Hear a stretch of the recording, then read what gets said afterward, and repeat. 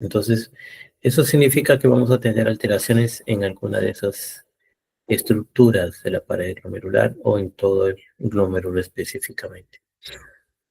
Luego dice que son alteraciones estructurales y o funcionales, lo que acabamos de decir, que resultan de una enfermedad que puede ser sistémica, infecciosa, autoinmune, metabólica, neoplasia o tóxica. Esto de aquí sería la definición para la nefropatía de origen secundario. También dice que se caracterizan por la aparición de elementos formes en la orina, como proteínas, hematíes y grados variables también de insuficiencia renal. La siguiente.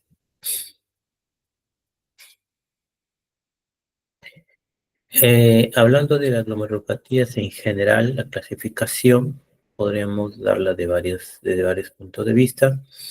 Desde el punto de vista clínico, tenemos una forma de presentación como nefrítico, síndrome, como nefrótico, síndrome, como alteraciones en el sedimento urinario y hematuria macroscópica recidivante.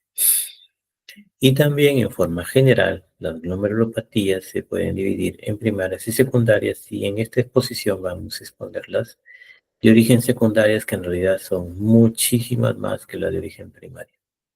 Siguiente.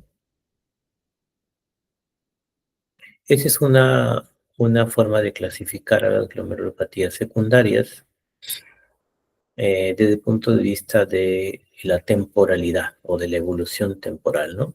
Pueden ser agudas, el inicio va a ser súbito y acortado en el tiempo. Suelen cursar con hematuria, con o sin proteinuria, edemas, hipertensión e insuficiencia renal, pero no suelen dejar secuelas. Y si hablamos de crónicas, es lo mismo que las agudas, pero las manifestaciones van a ser más prolongadas en el tiempo y con una evolución hacia la gravedad. Esta va a ser variable desde la insuficiencia renal leve hasta pacientes que terminan necesitando diálisis. Entre ellas tenemos las subagudas que no tienen un comienzo muy claro en el tiempo, lleva insuficiencia renal en varias semanas y no suelen recuperar la función renal.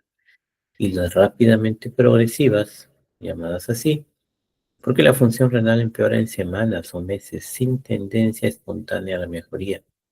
Siempre hay proliferación extracapilar en forma de semilunas. La siguiente.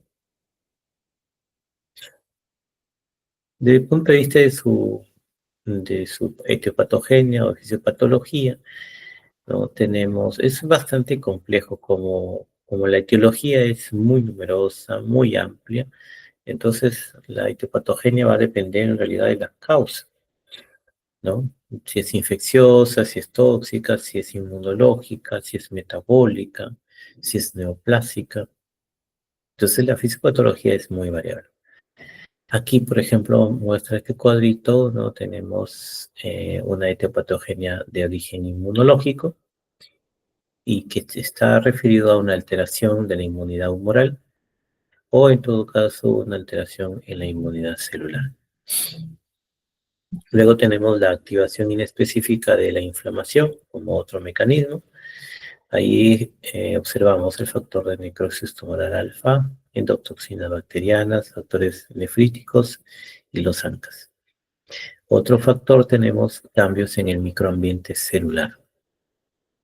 Trastornos metabólicos como la hiperglicemia, dislipidemias, alteraciones de la matriz extracelular, por ejemplo, como diabetes mellitus o alteraciones en el colágeno tipo 3, y también depósitos extracelulares como las cadenas ligeras que se depositan en el mieloma múltiple, por ejemplo, que es una neoplasia. Luego tenemos factores hemodinámicos bastante frecuentes como fisiopatología de enfermedad renal, dentro de ellos la hipertensión arterial. Los tóxicos, hablamos de medicamentos, fármacos o venenos que van a producir una alteración a nivel de los glomérulos de origen infeccioso, ¿no? Los estreptococos, hepatitis C, hepatitis HIV, parvovirus. y factores genéticos como el síndrome de Alport, la enfermedad de Fabry y el síndrome nefrótico familiar. Siguiente.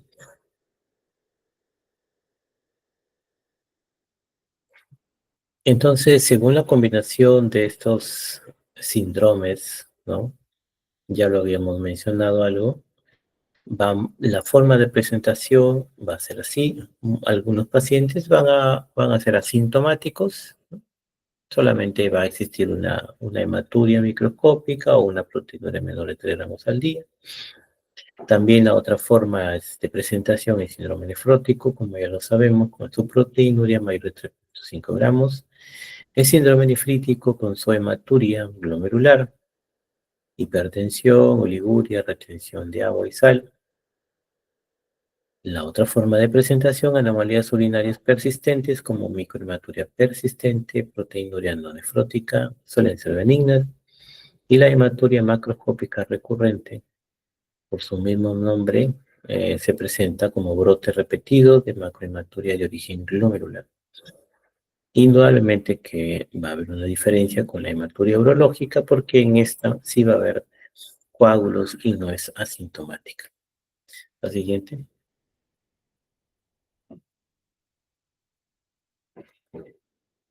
El diagnóstico, ¿no? De una glomerulopatía secundaria, de una glomerulonefritis o una alteración glomerular. Dice aquí, importante el contexto clínico. Nosotros como médicos somos clínicos y eso nos lleva a una gran parte del diagnóstico de la patología del paciente. Sin embargo, cuando ya hablamos de glomerulopatías, es fundamental una biopsia renal y en la que vamos a identificar, ¿no?, lesiones en las diferentes estructuras en nuestro nefrona, ¿no? Como por ejemplo tenemos en el glomérulo, podemos observar hipercelularidad mesangial o endocapilar, lesiones en la membrana basal e inflamación o esclerosis. También podemos hallar en la biopsia renal alteraciones en los túbulos, alteraciones en el intersticio y alteraciones en los vasos.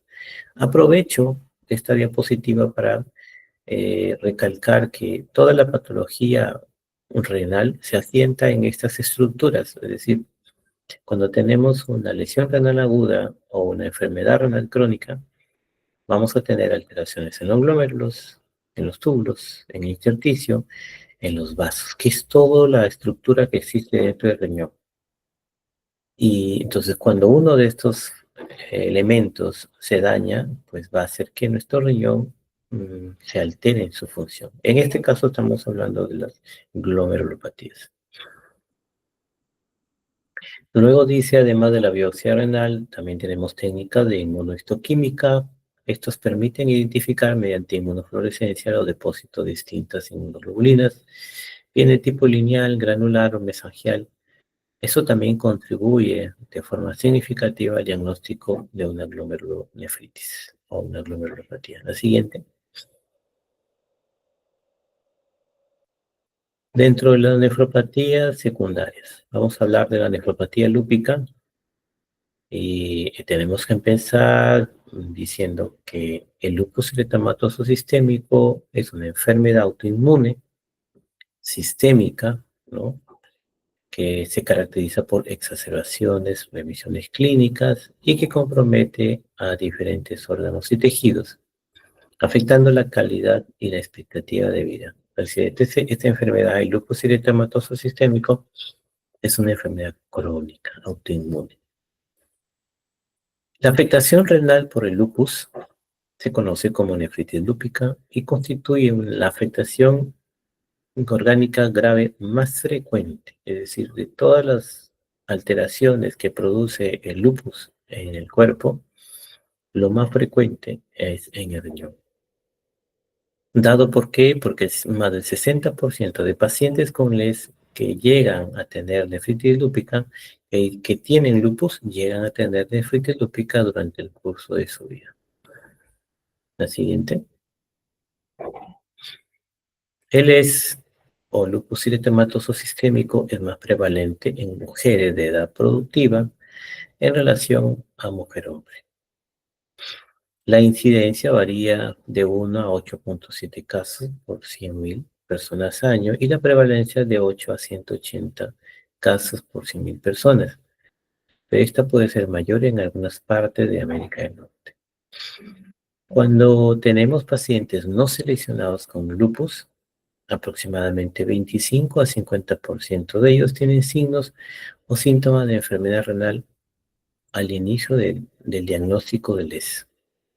Y hasta un 60% de pacientes adultos con lupus eritematoso sistémico desarrollan clínica renal durante el curso de la enfermedad. Es decir, con estas tres líneas nos está diciendo de que ya cuando nosotros vemos un paciente lúpico, diagnosticamos un paciente con lupus, lo más frecuente es que veamos una alteración renal o una alteración que me significa una glomerulopatía. Siempre tengo que estar pensando en glomerulopatías cuando tengo un paciente con LES. La siguiente. Entonces habíamos dicho que es una enfermedad autoinmune crónica que tiene factores genéticos, ¿no? Cromosómicos, medioambientales. Estos favorecen, ¿qué cosa? La disregulación del sistema inmunitario innato y adaptativo con activación y proliferación de células T y B, plasmocitos, producción de citoquinas inflamatorias y activación del complemento. Es decir, va a generar toda una tormenta inflamatoria a nivel sistémico, pero en un gran porcentaje de pacientes, más en los riñones. ¿Y cuál es la consecuencia de la nefropatía lúpica o de la lupus? Es la pérdida de la tolerancia inmune y el desarrollo de autoanticuerpos patogénicos y la inflamación sistémica y local. Es como si hubiese una guerra que el propio cuerpo lo hace para el propio cuerpo. Los complejos inmunes, la activación local del complemento, el reclutamiento de leucocitos y la señalización de citoquinas internacionales contribuyen a la lesión glomerular y túbulo intersticial. La base genética del ES muestra una heredabilidad de 43.9%, es decir, hay una gran predisposición genética de una persona que tiene LES a su familia, a su prole, y un riesgo relativo en familiares de primer grado de 5.9%. La siguiente.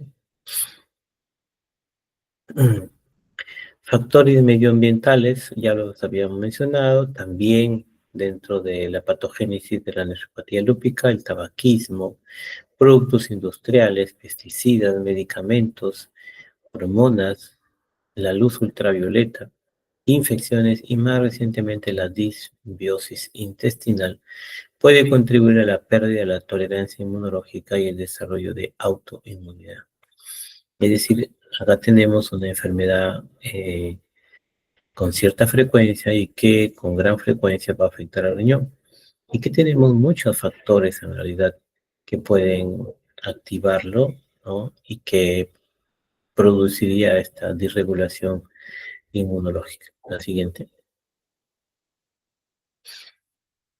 Aquí dice alteraciones genéticas que favorecen el desarrollo del lupus eritematoso sistémico, nefritis lúpica y enfermedad renal crónica, ¿no? Ya esto es algo mucho más complejo para que vean que es una cuestión que tiene que ver con la parte genética, ¿sí? Genes de proteínas involucradas en la eliminación de ADN, genes de proteínas involucradas en la detección de ácidos nucleicos y productos de factor interferón, nefritis lúpica IRC, polimorfismo del gen, bueno, hay muchas cosas ahí en una parte inmunológica de la nefritis lúpica y la enfermedad renal crónica. La siguiente. En cuanto a su porcentaje de frecuencia o ocurrencia de las manifestaciones laboratoriales y clínicas, habíamos mencionado de que el lupus es bastante frecuente, que digo, la nefropatía lúpica es bastante frecuente en el lupus, y acá, por ejemplo, menciona que la proteinuria se presenta casi en el 100% de los pacientes. La proteinuria como rango nefrótico en menos de 50%, un síndrome nefrótico estabilizado, menos de 50%, una pacientes, alteraciones tubulares, 70%, y bueno, la hematuria macroscópica solamente el 5%. Es decir, cuando nosotros tengamos un paciente con lupus, lo primero que tenemos que hacer es pedirle un examen de orina o análisis de albuminuria para ver si es que existe una proteinuria, que es lo más frecuente en estos pacientes. O en todo caso un examen de orina para observar si es que hay hematuria, ¿no? La siguiente. Y esta es la clasificación desde el punto de vista histológico de la nefritis lúpica, ¿no? Está dividido en 6 estadios o clases, de la 1 a la 6. La primera es la más leve y la última es ya la más, que hay más compromiso, ¿no? Tenemos nefritis lúpica mesangial mínima, nefritis lúpica proliferativa mesangial, nefritis lúpica focal, focal difusa, nefritis lúpica membranosa y nefritis lúpica con esclerosis. Entonces tenemos ahí, ¿cuál es la más frecuente de la presentación histológica a nivel de la biopsia renal? Sería la nefritis lúpica difusa, la clasificación 4. Ahí dice, forma más frecuente en la biopsia.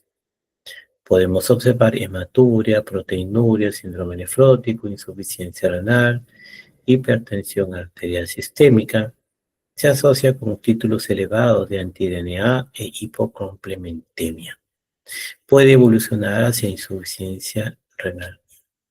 Esa es la más frecuente. Luego las menos frecuentes son la nefritis lúpica focal, la membranosa y indudablemente que mucho menos frecuente la clase 1 y la clase 6. La siguiente.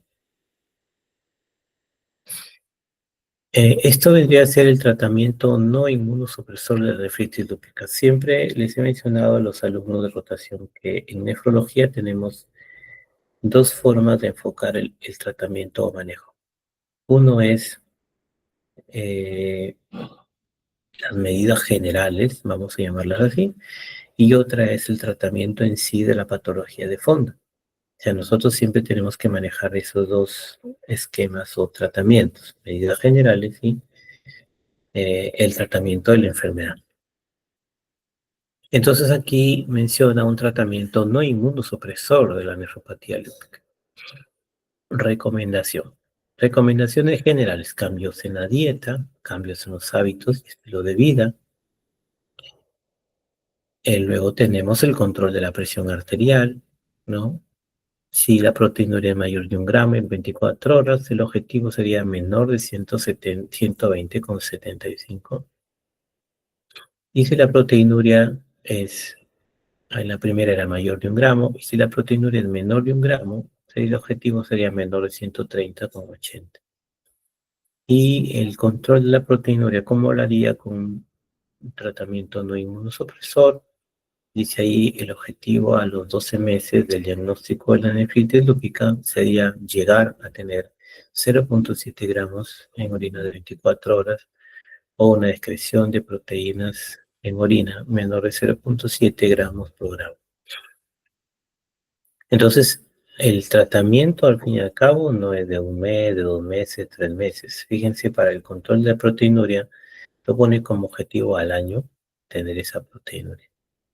Luego tenemos la primera línea de tratamiento, reducir la ingesta de sodio a un sodio menor de 2 gramos, mantener el peso ideal, ejercicio regular, evitar el tabaco, controles de lípidos y protección solar completa. Ya habíamos visto dentro de la fisiopatología, la patogenia, que la luz ultravioleta va a afectar a estos pacientes. Luego tenemos utilizar IECAS o ARA2, titular la dosis hasta alcanzar el objetivo de la tensión arterial.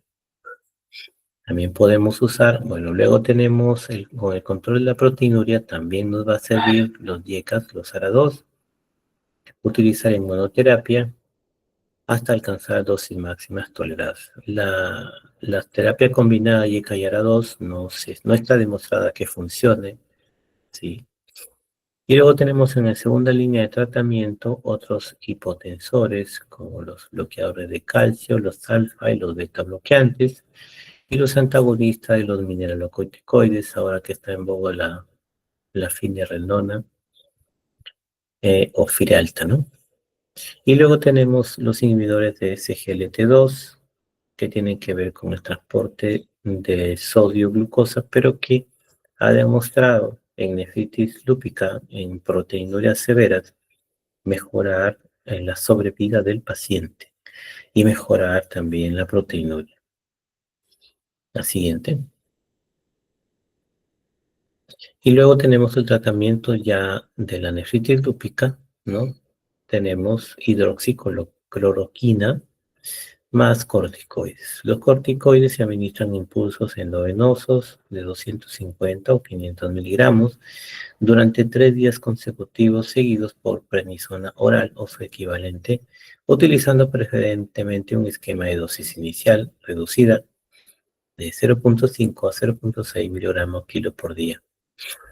Más, ¿sí? Más puede ser una doble terapia utilizando el micofenonato de mofetilo a dosis, dice acá, 2 gramos al día, y o ciclofosfamida en pauta de Eurolux.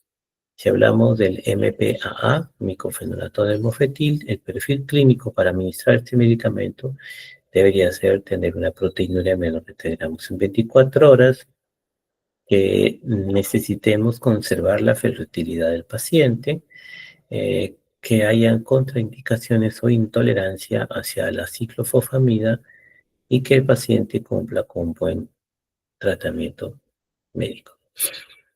Si no administramos el MPPA, que es el micofenonato del mofetil, utilizaremos la ciclofosfamida en pauta de Eurolupus y el perfil clínico sería una proteinuria también menor de 3 gramos, un alto riesgo de no adherencia al cumplimiento terapéutico e intolerancia al MPAA. Todo esto se tiene que evaluar. Si en 2 o 3 meses no se consigue reducir la proteinuria en más o igual al 25%, y sobre todo, si no hay una mejoría de los parámetros inmunológicos, deberíamos añadir un anticuerpo inmunológico o anticuerpo biológico como el melimumab o un inhibidor de la calcineurina. Dice acá, según perfiles clínicos, ver triple terapia. Y nos vamos a la triple terapia. Y ahí está pues el ácido micofenólico, el MPAA más el belimumab. En donde el perfil clínico, dice aquí, los mismos son que para la doble terapia. Además, hay manifestaciones extrarrenales, o sea, no solamente hay compromiso de riñón, sino también de otros órganos.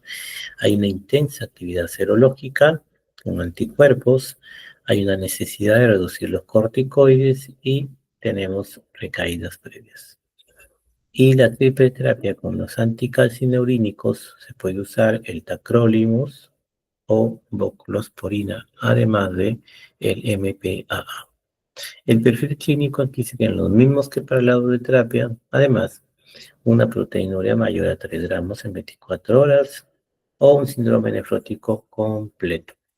Una tasa de filtración glomerular mayor o igual a 45 mililitros por minuto por 1,73, necesidad de reducir corticoides y utilización de dosis bajas del ácido micofenólico. Todo esto necesito llevarlo a un tratamiento, una duración de aproximadamente 1 año a 3 años y evaluar de modo periódico cómo va la evolución. Pero ya nos habían puesto que para el año deberíamos haber reducido por lo menos el 25% de la proteinuria. La siguiente.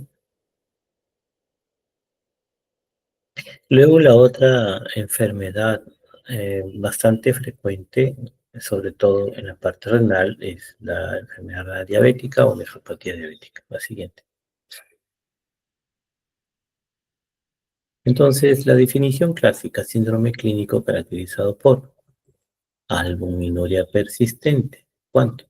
Mayor de 300 miligramos al día, con una reducción progresiva de la tasa de filtración glomerular estimada y que se acompaña de retinopatía en pacientes con diabetes mellitus tipo 1. Usualmente hipertensión Bueno, y esa es la definición clásica. Luego la definición actual ya viene a ser una cosa mucho más amplia. Dice, incluye lesiones asociadas a envejecimiento, nefroangioesclerosis e insultos tóxicos o isquémicos más propios de la realidad de la diabetes y de la evolución de las mismas. Entonces, nefropatía diabética se aplicaría para cuando existe una constatación o diagnóstico histológico. Sin embargo, estos casos son poco frecuentes, ¿no? Y generalmente ocurre cuando hay una sospecha de otras nefropatías en un paciente con diabetes. ¿Qué es lo que pasa? Muchas veces nosotros tenemos pacientes con proteinuria y con diabetes. Y no nos queda claro si el origen de la diabetes o el origen de la proteinuria es la diabetes. Entonces necesitaríamos hacer una biopsia. Generalmente no se hace biopsia para un síndrome nefrótico en un paciente diabético. Pero cuando no coincide la evolución natural de esa diabetes con esa proteinuria, entonces tendríamos que usar una biopsia renal y ahí hacer una constatación si realmente esas lesiones son o tienen que ver con una nefropatía diabética. La siguiente. En la prevalencia de la enfermedad renal diabética, según el estudio NANES, la prevalencia, ¿no?, en pacientes con filtrado glomerular menor de 60 y un cociente de albúmina sobre creatinina mayor de 30 miligramos por gramo, fue de 25% de todos nuestros pacientes diabéticos. Esa es la prevalencia, pero con esas condiciones. Cuando el filtrado glomerular solamente es menor de 60 mililitros por minuto, la prevalencia viene a ser el 12%. Cuando solamente es el cociente albúmina sobre creatinuria, es el 16%. Y cuando solamente tenemos proteinuria, es decir, más de 300 miligramos por gramo, solamente es 4.6%. Es decir, la proteinuria, si bien es cierto, es un marcador de lesión renal, un marcador de la nefropatía diabética, ¿sí? Sin embargo, hay otras, no solamente el paciente con proteinuria o sin proteinuria va a tener enfermedad renal diabética. Y hay muchos pacientes que no tienen proteinuria y sin embargo tienen enfermedad renal diabética. Por eso es que al inicio teníamos una definición clásica y luego tenemos una definición actual. Dice que en nuestro país, en el estudio de Persemed, los porcentajes fueron 27.9, 18, 13 y 2.4 respectivamente. Se refiere a los porcentajes de la prevalencia, ¿no? 27.9 con un filtrado glomerular menor de 60, 18%, con un cociente albúmina sobre creatinina mayor de 30, 13%, y con una proteinuria mayor de 300 miligramos por gramo, que para nosotros significa un A3 dentro de la clasificación de proteinuria, ¿no? Sería 2.4%. Y terminamos diciendo que es la principal causa de ingreso a diálisis en muchos países. Siguiente. Acá tenemos un cuadrito donde se esquematiza todo lo que sucede con la enfermedad diabética y la lesión renal, ¿no? En la flecha de amarillo de arriba dice diabetes tipo 2 clínica y observamos que va avanzando. Los cambios funcionales se van a presentar durante toda la evolución de la diabetes. Los cambios estructurales ya empiezan a aparecer un poco más tarde. La hipertensión arterial aparece entre ambos. Tenemos normoalbuminuria al inicio y luego de unos años ya tenemos microalbuminuria, unos años más proteinuria, y ahí aparece la insuficiencia renal, aparece la anemia, y observamos que el riesgo cardiovascular se va prácticamente multiplicando conforme va avanzando la nefropatía diabética o la enfermedad renal diabética. Sabemos que una persona sin diabetes, vamos a suponer, tiene un riesgo de mortalidad 1. Una persona diabética tiene un riesgo de mortalidad 3. Una persona diabética con nefropatía diabética tiene una mortalidad de 10. Y una persona diabética en diálisis por nefropatía diabética tiene una mortalidad de 20, es decir, la mortalidad del paciente diabético en diálisis es abismal con respecto al que no la tiene, pero también existe diferencia con respecto al diabético que nunca hizo nefropatía diabética. Es decir, la nefropatía diabética no es un buen indicio o sea, no es algo bueno para el paciente, ¿sí? No es algo bueno. Es un incremento bastante importante del amor y mortalidad. La siguiente.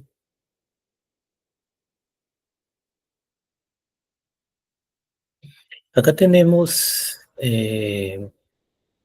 la clasificación de la nefropatía diabética de la diabetes tipo 1 y su historia natural de la nefropatía diabética en la diabetes tipo 1. Está mencionada en 5 estadios, ¿no? El primer estadio, hipertrofia renal e hiperfunción. El segundo estadio, lesión renal sin signos clínicos. El tercer estadio, una nefropatía incipiente.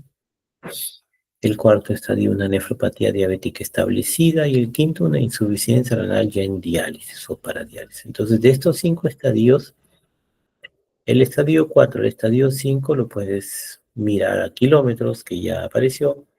Sin embargo, ya aquí ya no puedes hacer muchas cosas por mejorar a este paciente. El estadio 3 es el estadio o punto de quiebre en el cual nosotros médicos podemos actuar y cambiar la historia natural o por lo menos detener la historia natural de la nefropatía diabética de estos pacientes.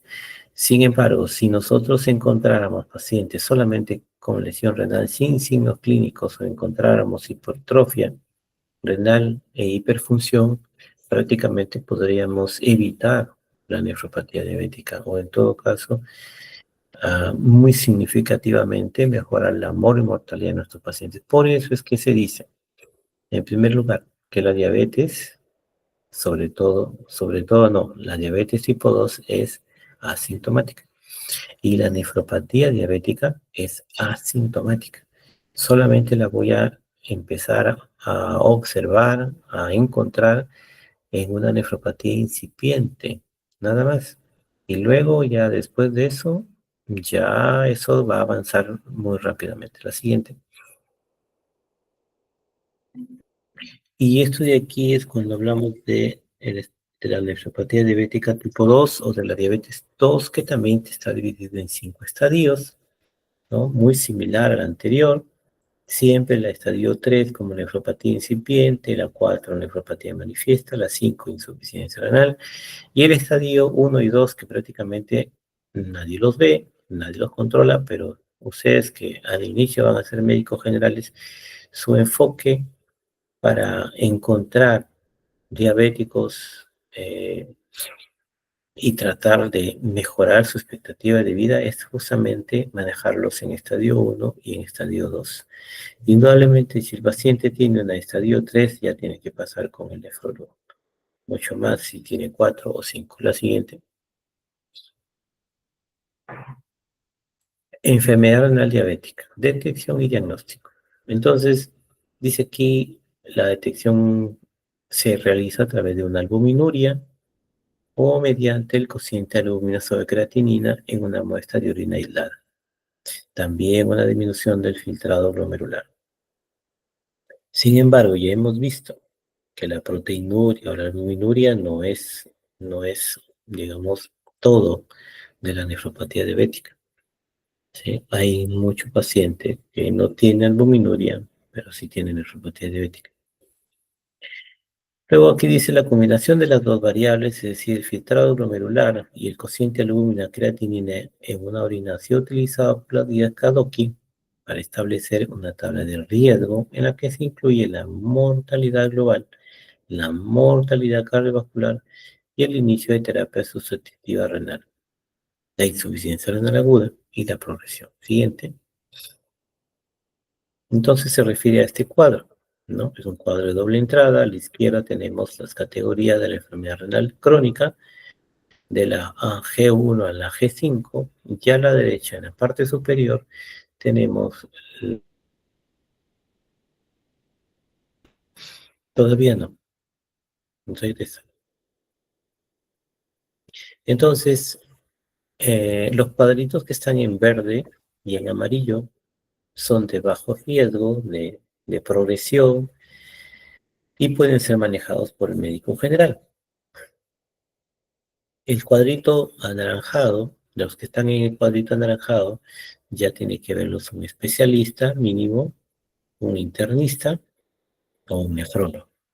Indudablemente los que están en color rojo, ya esos pacientes deberían ser vistos por el nefrólogo. Entonces, cuando ustedes estén en su posta o en su consultorio, lo que tienen que hacer es utilizar estos dos marcadores o variables, podría llamarlo yo. Una es la tasa de filtración glomerular estimada y lo otro es el índice albúmina sobre creatinuria, y encuadrar su paciente en estas categorías y de acuerdo a eso hacer el manejo. La siguiente. Entonces acá dice aquí algoritmo diagnóstico y tamizaje de la enfermedad renal diabética. Tenemos la diabetes, le hago un tamizaje renal, ¿no? A la diabetes tipo 1 y a la diabetes tipo 2. A la diabetes tipo 1, la diabetes tipo 1 tiene la particularidad que una vez que se hace el diagnóstico de diabetes tipo 1 es el debut de la diabetes. Es decir, el diabético tipo 1 debuta hoy y ayer no tenía diabetes. Es decir, no tenía lesiones, nada en el riñón. Entonces me da tiempo a evaluarlo todavía. Quizás a los 2 años, a los 3 años de punto de vista renal, porque no van a haber lesiones. Sin embargo, en el diabético tipo 2, si yo hago el diagnóstico hoy, su primer diagnóstico de diabetes tipo 2, lo más probable es que el paciente haya tenido diabetes unos 5 o unos 6 años antes. Entonces, cuando yo hago el diagnóstico de diabetes tipo 2, el paciente ya tiene lesiones o ya tiene daño renal por la diabetes, lo más probable. Entonces hago un tamizaje renal y habíamos mencionado anteriormente evaluación del filtrado glomerular y evaluación de la albuminuria, ¿no?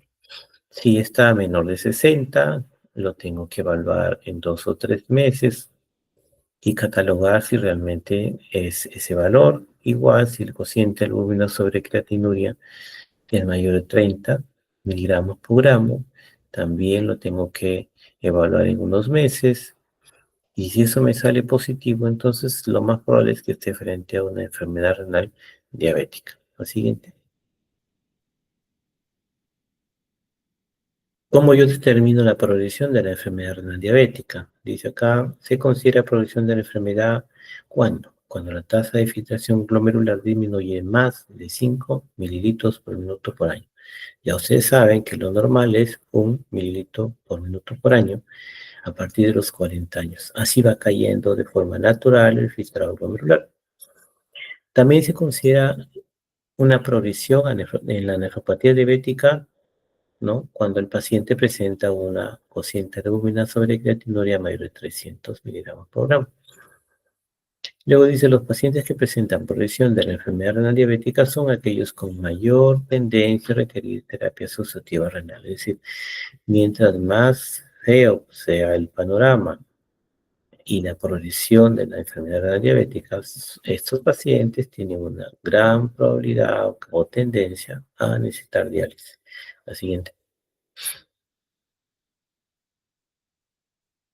Bueno, en cuanto a la fisiopatología o etiopatogenia de la nefropatía diabética o la enfermedad renal diabética, tenemos factores genéticos, alteraciones metabólicas, alteraciones hemodinámicas y factores de crecimiento, ¿no? Como citoquinas, factores de transcripción y señalización. Es decir, ¿por qué los pacientes, unos desarrollan nefropatía diabética y otros no? ¿Por qué? Porque existen muchos factores. Y uno de los factores importantes son los factores genéticos. No todos los diabéticos llegan a hacer diálisis, ni todos los diabéticos llegan a hacer una gran proteinuria. Yo conozco pacientes diabéticos de 25, 30 años de diabetes y a lo mucho tienen una microalbuminuria. Y conozco pacientes con 6, 7 años de diabetes, entre comillas, diagnosticados, y ya están prácticamente a puertas de dializar. La siguiente.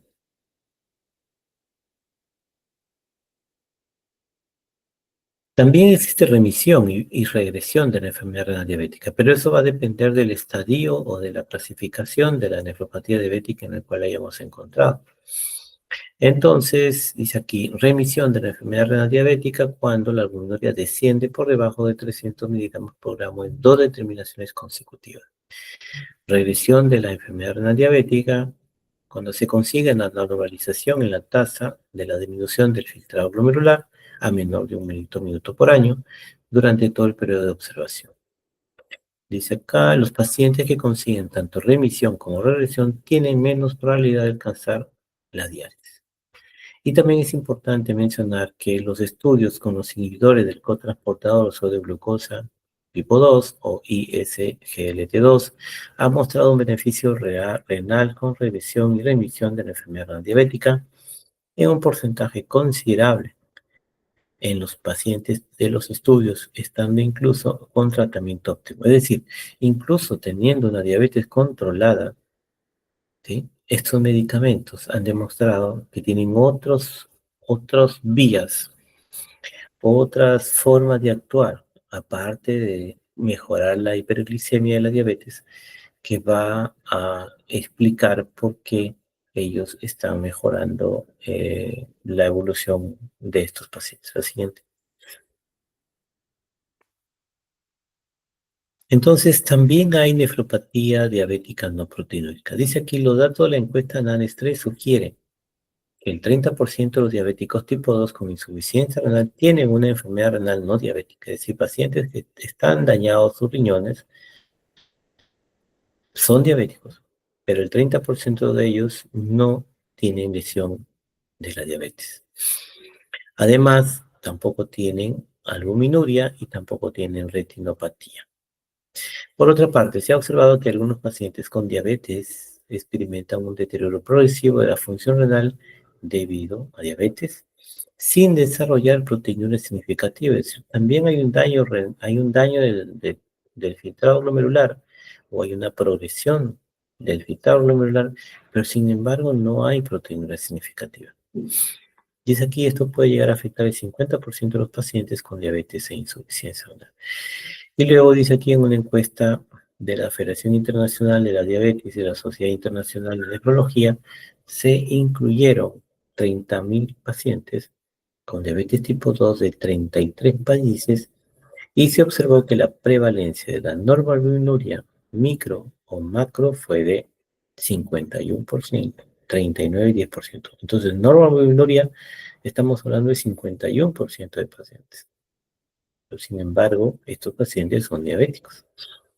Dichos hallazgos indican una carga sustancial de formas no proteinúricas de daño renal en la diabetes. La siguiente. Este es un cuadrito donde tenemos características que nos llevan a pensar de que el paciente tiene una nefropatía diabética y el paciente no tiene una nefropatía diabética, ¿no? A favor de una nefropatía diabética tenemos albuminuria persistente, sedimento urinario limpio o inactivo, una progresión lenta de nefropatía, infiltrado glomerular disminuido con proteinuria. Y a diferencia o a favor de una nefropatía, pero que no es diabética, una proteinuria mayor de 6 gramos, hematuria persistente, deterioro rápido del tramo glomerular, otras complicaciones diabéticas de menos de 5 años de evolución, historia familiar de recién diabética, signos o síntomas de enfermedad sistémica, hipertensión arterial refractaria. La siguiente. Bueno, sabemos que la diabetes es una enfermedad que afecta a muchos órganos, ¿no? Dice aquí, esta enfermedad puede tener alteraciones macrovasculares relacionadas fundamentalmente con la aterosclerosis y con un fuerte impacto en la mortalidad del paciente. Aquí tenemos lesiones tipo cardiopatía isquémica, insuficiencia cardíaca, enfermedad cerebrovascular y enfermedad vascular periférica. En cuanto a la microvascular o enfermedad microvascular, además de la nefropatía, se incluye la retinopatía diabética y suelen quejarse mucho de dolor de las piernas, sensación de quemazón, hormigueo, y muchas veces es incapacitante. La siguiente. Bueno, en este cuadrito observamos aspectos especiales en el tratamiento de la enfermedad diabética, el manejo de la hipertensión arterial, el manejo de la hiperglicemia, el bloqueo del sistema renina-angiotensina-aldosterona y el manejo de los riesgos cardiovasculares, ¿no? La siguiente. Dice aquí terapias de la enfermedad renal diabética según el fenotipo, por ejemplo. Estos son los blancos a donde nosotros tenemos que actuar para que la enfermedad renal diabética se pare o se detenga. Por ejemplo, nosotros necesitamos bloquear el sistema renina-angiotensina-aldosterona, entonces podemos usar en pacientes diabéticos e hipertensos, en pacientes diabéticos y albuminuria moderada grave, una cociente albumina superalbuminuria mayor de 30 miligramos por gramo, con o sin hipertensión arterial. Entonces, ¿quiénes son los que bloquean el sistema renina-angiotensina-aldosterona? Pues son los IECAS y los ARA2. Luego, el uso de los ISGLT2, que son los medicamentos que están ahora en boga, se utilizarían para pacientes diabéticos tipo 2 y enfermedad renal con una tasa de filtración mayor de 20, independientemente del valor de la relación albúmina sobre creatinina. Luego el uso de la finerenona, que es un bloqueador que también, y que lo podemos usar en pacientes diabéticos con enfermedad renal diabética, con una tasa de filtración mayor de 25, una relación albúmina sobre creatinina mayor de 30 miligramos por gramo. Necesitamos usar el potasio, que debe ser menor de 5 miliequivalentes por litro. Y los agonistas de los receptores GLP-1 también tienen sus indicaciones. Entonces vemos que ahora tenemos un arsenal de medicamentos para el control de la enfermedad renal diabética según lo que queremos, a dónde queremos apuntar. La siguiente. Y este es algo muy parecido, ¿no? Tenemos el bloqueo del sistema renina-angiotensina-aldosterona, los inhibidores de SGLT2, ¿no? Los agonistas de los receptores no esteroideos y los agonistas de los receptores GLP-1. Y ahí están las fechas en las cuales, y los trabajos en los cuales se sustenta su aplicación o su mejora en nuestro paciente, ¿no? La siguiente. Esto de aquí viene a ser ya la patología, es decir, el microscopio, informe anatomopatológico en la nefropatía diabética que debe de incluir. Nos dice aquí, debe incluir la clasificación de Tarver 2010, modificada en el 2014, y tenemos cuatro clases, ¿no? Clase 1, clase 2, clase 3, clase 4. En la clase 3 tenemos esclerosis nodular o nódulo de Kidney-Steel-Wilson. Dice aquí al menos un nódulo convincente. Estas son las lesiones que deberíamos encontrar en un paciente con nefropatía diabética o enfermedad renal diabética. La siguiente. Y aquí están los nódulos, ahí tenemos un glomérulo, ¿sí? Con espacio de Bowman, y en un costado, en el lado izquierdo, arriba, tenemos una lesión de Kidney-Steel-Wilson. Siguiente. Nuevamente otro, tenemos ahí glomérulos esclerosados y alinizados, prácticamente ya están dañados por completo.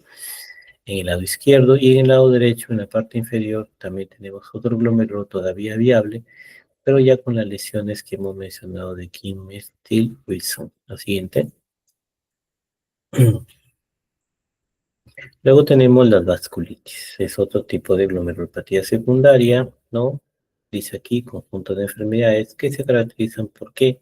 Por la presencia de un infiltrado inflamatorio leucocitario en la pared de los vasos con daño en las estructuras durares. Es decir, tenemos una alteración inmunológica a nivel de los vasos.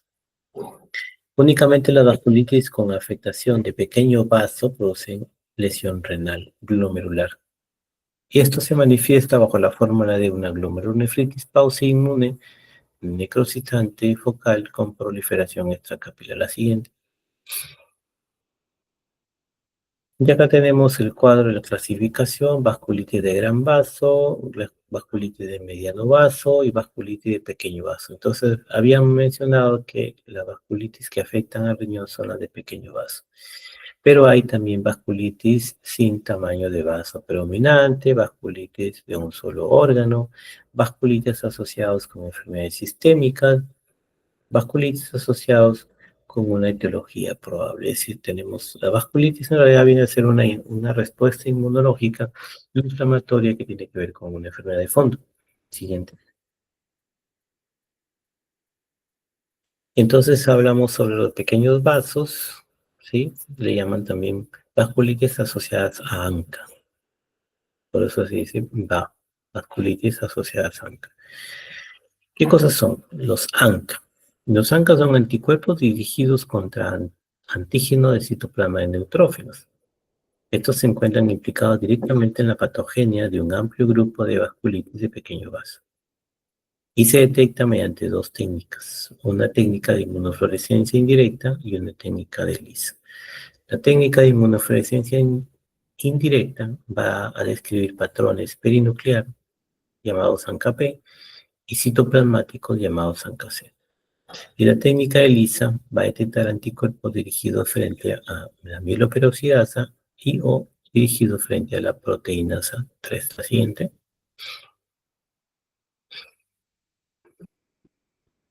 Ya habíamos dicho cómo se desarrollan los síntomas de la vasculitis: son artralgias, síntomas respiratorios, alteraciones urinarias con insuficiencia renal. Desarrollo lento en semanas, y se que pueden existir causas de instalación rápida. Hay afectación renal y afectación extrarrenal, ¿no? La afectación extrarrenal: astenia, fiebre, anorexia, pérdida de peso, también hay sintomatología respiratoria inferior, superior, y también pueden haber hemorragias severas alveolares con compromiso vital, ocasionando un síndrome renopulmonar hasta un 10% de los pacientes. Entonces, estas vasculitis son las asociadas a ANCA, las llamadas VA. Tenemos afectación renal y afectación externa. La siguiente. Las clasificaciones de las VA: tenemos clasificación de la lesión glomerular, tenemos focal, cuando se afecta a menos del 50% de glomérulos; crescéntica, por lo menos el 50% de glomérulos tienen semilunas celulares o fibróticas; escleróticas, por lo menos 50% de glomérulos están globalmente esclerosados; y mixtas, si no se puede ser englobado en ninguna otra clasificación. La siguiente. Entonces acá tenemos tres vasculitis asociadas a ANCA: poliangiitis, granulomatosis de Wegener y granulomatosis de Church-Strauss. La siguiente. En cuanto a la poliangiitis microscópica, dice aquí, es una vasculitis necrotizante. Afecta a capilares, vénulas o arteriolas. También puede afectarse a arterias de pequeño y mediano vaso. Es más frecuente en personas ancianas, ¿no? Y estando igualmente afectado ambos sexos. La afectación renal es frecuente de esta patología, 80-90%. Y suelen estar asociados a ANCA-P o ANCA-anti-MPO, encontrándose presentes en más del 90% de los casos de estos pacientes. La siguiente. Acá tenemos ya la glomerulomatosis, glomerulomatosis de Wegener. Dice acá, típicamente produce inflamación granulomatosa del tracto respiratorio superior e inferior, así como afectación glomerular, es decir, una afectación respiratoria y renal. Las manifestaciones clínicas son semejantes a la anterior patología, siendo más frecuente la sintomatología de oído, nariz y garganta que en los pacientes con granulomatosis de Wegener. Tenemos también síntomas como sinusitis, otitis media, rinorrea, pérdida de la audición, con algunos síntomas descritos, cuadros más severos como la destrucción del cartílago o del hueso, produciendo deformidades como llama la llamada nariz sencilla de montar. A nivel pulmonar se pueden evidenciar tos, disnea, hemoptisis. Los hallazgos radiológicos son variables, siendo característicos los infiltrados cavitorios bilaterales. Aquí están asociados en los ANCA, suelen ser ANCA-C o anti-PR. Estos se encuentran presentes en más del 80% de los casos. Lo siguiente. Ya esta es la granulomatosis de Church-Strauss, ¿no? Esto tiene que ver con las eosinofilias, dice aquí, es una vasculitis eosinofílica granulomatosa asociada frecuentemente a alergias, rinitis alergias, asma y eosinofilia en sangre periférica. La afectación frecuente es pulmonar, pudiendo aparecer tanto rinitis alérgica como asma. Años antes del diagnóstico de la vasculitis. Constituye el ADVA con menor incidencia de afectación renal, solamente un 20 o 40%. A diferencia del PAM y del GPA, aparecen a edades más tempranas, entre la cuarta y la quinta década de la vida. Los ANCA se encuentran presentes en un 30-50% de los casos. Habitualmente son estos los pacientes con afectación glomerular y típicamente anti-MPO. La siguiente. ¿Cómo es el tratamiento de las VA? ¿No? Hay que instalarlo lo más pronto posible para reducir la mortalidad y evitar lesiones irreversibles. Hay una fase de inducción de 3 a 6 meses. La idea es reducir la inflamación, el tratamiento ya luego de mantenimiento dirigido a evitar las recaídas que duran entre 12 a 24 meses. Ahí los fármacos más usados son el rituximab, la azatropina, el methotrexate y el miclofenato de mofetil. Se recomienda realizar profilaxis contra infecciones oportunistas como con el trimethoprim sulfamethoxazol 3 veces por semana en todos los pacientes que están recibiendo terapia inmunosupresora. La siguiente. Vasculitis de pequeños vasos, ya estos serían asociados a complejos inmunes. O sea, las vasculitis de pequeños vasos son asociados a VA y asociados a complejos inmunes. Aquí tenemos, estas vasculitis se presentan depósitos de inmunoglobulinas, a diferencia de los otros, y o complementan las paredes de los vasos, principalmente de vasos pequeños. Podemos diferenciar las siguientes entidades, ¿no? Tenemos la antimembrana basal glomerular, la vasculitis por IgA, la vasculitis anti-C1Q y la vasculitis crioglobulinémica. La siguiente. Y bueno, la primera, que es anticuerpos, está determinada por anticuerpos circulantes dirigidos contra un antígeno intrínseco de la membrana basal glomerular, principalmente la cadena alfa-3, el colágeno tipo 4, y no menos frecuente contra cadenas alfa-4 y alfa-5. La afectación renal determina una glomerulonefritis rápidamente progresiva, con necrosis y proliferación extracapilar. La presentación clínica es semejante a otro tipo de glomerulonefritis, encontrándose una hemorragia pulmonar en el 40-60% de los pacientes. Los síntomas generales propios de vasculitis no son frecuentes en la enfermedad por anticuerpos antimembrana basal, salvo en aquellos pacientes que presentan ANCA, asimismo ANCAs positivos. La siguiente. El tratamiento de elección para la membrana basal, antimembrana basal, es la plasmaféresis.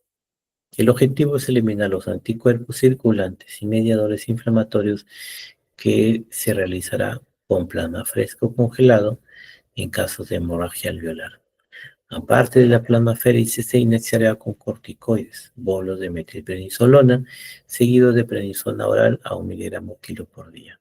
Además, ciclofosfamida oral en 2 miligramos kilo por día, ajustada según la función renal, para minimizar la formación de nuevos anticuerpos. El pronóstico sin tratamiento de esta entidad es muy malo, con rápida progresión de la patología renal y elevada mortalidad. La siguiente. Vasculitis por IgA o púrpura Schollen se caracteriza por el depósito de complejos inmunes que contienen IgA. La vasculitis sistémica más frecuente en los niños de 3 a 15 años, aunque también se afectan a los adultos. Tenemos púrpura palpable no trombocitopénica en extremidades inferiores y que se corresponde con la vasculitis leucocitoclástica con depósitos de IgA en el inmunofluorescencia. Se acompaña de artralgias o artritis transitorias o migratorias no reformadas. Puede haber dolor cólico abdominal, diarrea y sangrado intestinal. La afectación renal es un 20 a 55% de los casos. Hematuria microscópica es la manifestación más frecuente, pudiéndose acompañar de proteinuria en grado variable. El patrón histológico más frecuente es de una glomerulonefritis proliferativa mesangial con depósitos de IgA. ¿Se dan cuenta? Aquí, por ejemplo, nos serviría bastante la biopsia renal, ¿no? En biopsia renal no podemos hacer un diagnóstico de esta patología, además de hacer marcadores inmunológicos. Dice acá, superponible también a la nefropatía mesangial por IgA. La siguiente. Y acá tenemos los tratamientos recomendados en la vasculitis con afectación renal, corticoides endovenosos, metilprednisolona de 200 a 1000 miligramos al día por unos 3 días, vía oral como dosis de mantenimiento, 1 miligramo por día. Ciclofosfamida también se usa de 0.5 a 0.75 gramos por metro cuadrado cada 3 o 4 semanas, ajustando la dosis a la función renal. Ciclofosfamida oral 1.5 a 2 miligramos por día. Rituximab endovenoso 375 miligramos por metro cuadrado cada semana. 4 dosis o 1000 miligramos cada 15 días, 2 dosis. Azathioprina vía oral de 1.5 a 2 miligramos por día. Metotrexate y miclofenato de mofetil. Todos estos son los medicamentos que podemos usar, aparte de la plasmaféresis. La siguiente. Y bueno, ya hemos terminado con la clase de las glomerulopatías secundarias. Indudablemente que hay muchísimas más glomerulopatías secundarias, pero la idea es tocar las más frecuentes del medio, la diabetes a la cabeza, las lupus, vasculitis. ¿Alguna pregunta?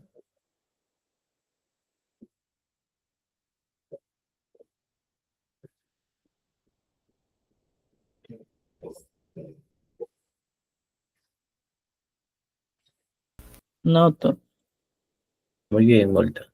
Muchas gracias por el apoyo. Les deseo buena suerte en el examen del lunes.